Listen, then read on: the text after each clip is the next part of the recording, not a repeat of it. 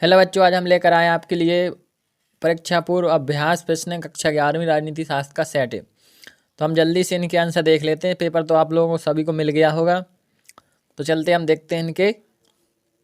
आपको सबसे पहले निर्देश दिए जाएंगे, निर्देश के बाद आपको दिए जाएंगे बहुविकल्पी प्रश्नों के उत्तर दीजिए। ये आपके 6 नंबर का रहेगा। देखिए, अब देखते हैं अपन। इसमें पहला है 1976 में मौलिक कर्तव्य किस संविधान संशोधन द्वारा जोड़ा गया। तो इसमें हो जाएगा आपका ऑप्शन नंबर आ 42वां संविधान संशोधन। दूसरा प्रश्न है व्यावसायिक प्रतिनिधित्व का सबसे बड़ा समर्थक कौन है। तो इसमें हो जाएगा आपका H.J. लॉस्की। अब देखिए, आपका सरकारें बनती हैं और कैसे सरकार कार्य करती है स्पष्ट होता है। तो ये होता है संविधान से। देखिए, आपका ये है चौथा, जहाँ कानून है वहाँ स्वतंत्रता नहीं है, किसने कहा। इसका हो जाएगा आपका जॉन लॉक ने।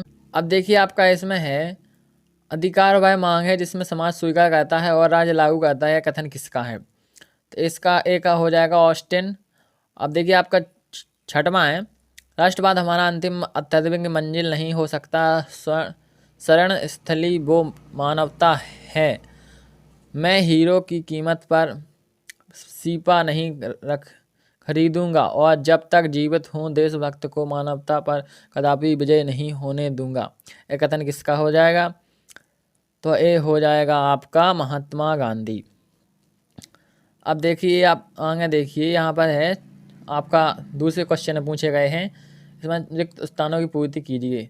इसमें आपका पहला है चुनाव आयोग की स्थापना हुई थी। तो इसकी स्थापना हुई थी 1950। दूसरा राज्यसभा एक सदन है। तो इसमें हो जाएगा आपका स्थायी या उच्च सदन। अब देखिए, आपका तीसरा संपत्ति के अधिकार को मौलिक अधिकारों की सूची से सन खालिस्तान में हटाया गया।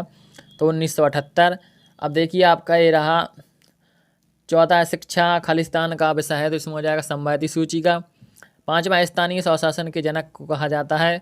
इसका आंसर हमें नहीं मिला, आप इसका आंसर कमेंट कीजिए। छठवां है अलिखित संविधान है। तो इसमें अलिखित हो जाएगा आपका इंग्लैंड का संविधान। ये आपके खालिस्तान हो गए। अब देखते अपन इसके आगे। देखिए, आपके यहाँ पर पूछे गए हैं सत्य। आपका देखिए 30 में सतत पूछे गए हैं। पहला है भारत का राष्ट्रपति संवैधानिक प्रमुख होता है, ये आपका सत्य है। दूसरा है उपराष्ट्रपति को हटाने का प्रस्ताव केवल राज्यसभा में ही लिया जा सकता है, ये आपका सत्य है। तीसरा देखिए सर्वोच्च न्यायालय के फैसले सभी अदालतों को मानते होंगे, ये आपका सत्य है। चौथा है संविधान में भारत के राज्यों का संघ कहा गया, ये आपका सत्य है।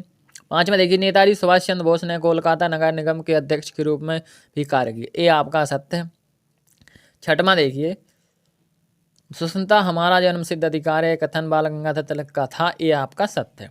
इसमें आपका एक असत्य है, पांचवा बाकी आपके सब सत्य हैं। अब देखते हैं अपन इसके आगे चौथा क्वेश्चन। चौथे में देखिए आपकी सही जोड़ियाँ पूछी गई हैं।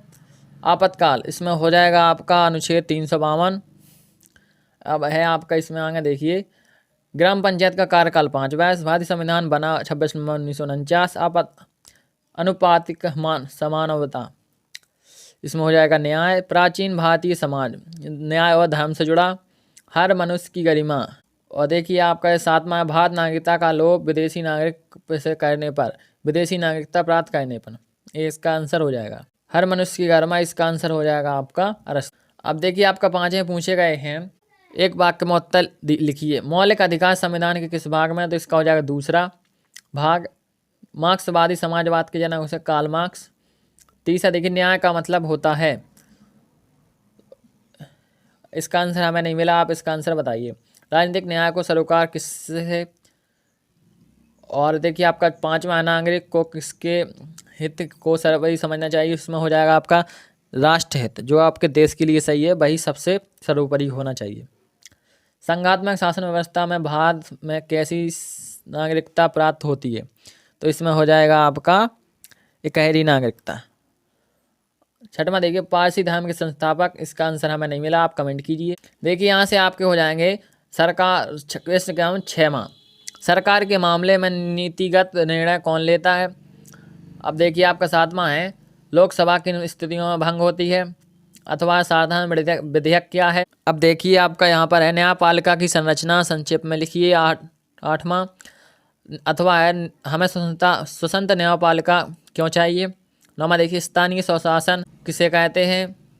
आपका देखिए यहाँ पर है। अब देखिए भारत में किन किन धर्मों के लोग रहते हैं।